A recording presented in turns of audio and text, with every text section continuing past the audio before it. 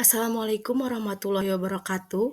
Perkenalkan nama saya Ardia Premesti Cahyani, CPNS, Kementerian SDM, kelompok 4, Angkatan 2, Latsar PPSDM Geomin. Di sini saya akan membahas terkait jurnal pembelajaran yang berjudul Analis Isu Kontemporer. Di Indonesia banyak sekali isu-isu kontemporer. Tapi sebelum membahas isu-isunya, kita harus mengetahui pengertian dari isu kontemporer.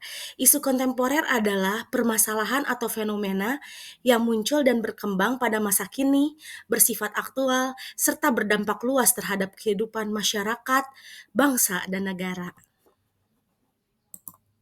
Di sini saya akan membahas terkait isu-isu strategis kontemporer yang ada di Indonesia. Yang pertama, adanya korupsi. Dampaknya menyebabkan kerugian negara, terhambatnya pembangunan, rusaknya moral dan budaya kerja, serta meningkatkan kemiskinan dan kesenjangan sosial. Kemudian ada narkoba.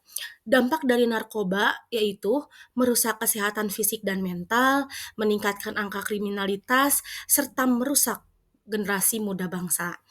Dan yang selanjutnya ada terorisme dan radikalisme. Dampaknya yaitu merusak kesatuan dan persatuan, mengganggu stabilitas keamanan nasional, menghancurkan tatanan ekonomi, serta menghambat pembangunan nasional. Kemudian ada money laundering, yaitu hilangnya kendali pemerintah terhadap kebijakan ekonomi, hilangnya pendapatan negara dari sumber pembayaran pajak, serta merusak reputasi negara. Dan yang kelima ada proxy war. Dampaknya yaitu mengancam kedaulatan negara, perpecahan bangsa, melemahkan pertahanan dan keamanan nasional, serta hilangnya kemandirian bangsa. Dan yang paling terakhir ada kejahatan mass communication, yaitu kerugian finansial akibat adanya penipuan online, peretasan dan pencurian data.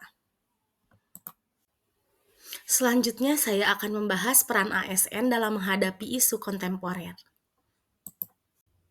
Peran ASN dalam menghadapi isu kontemporer yaitu korupsi, yang pertama menjunjung tinggi integritas dan kejujuran dalam setiap pelaksanaan tugas serta mengelola keuangan negara secara transparan dan akuntabel.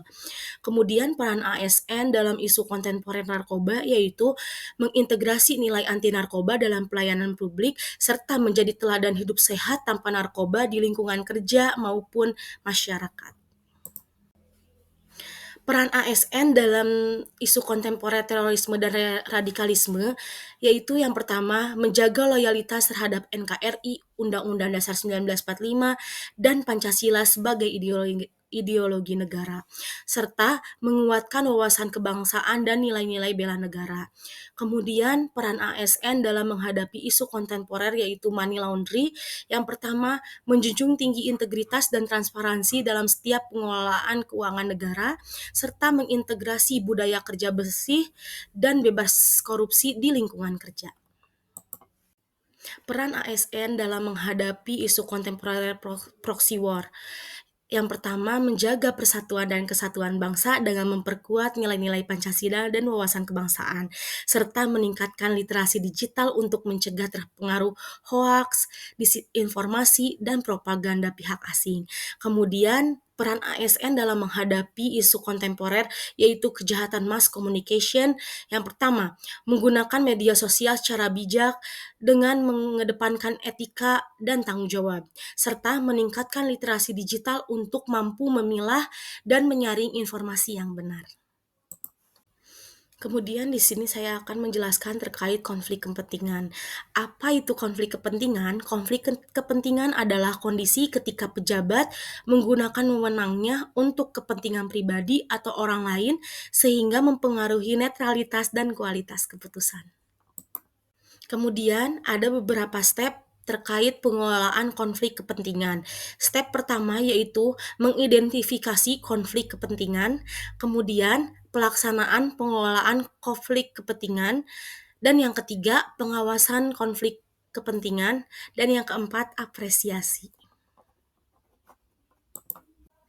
Adapun peran ASN dalam mengelola konflik kepentingan yaitu menanamkan perilaku berakhlak, mengutamakan kepentingan publik di atas kepentingan pribadi maupun golongan, Dan yang terakhir, mencegah praktik gratifikasi dan penyalahgunaan jabatan. Demikian pembelajaran jurnal terkait analisis isu kontemporer. Terima kasih atas perhatiannya. Wassalamualaikum warahmatullahi wabarakatuh.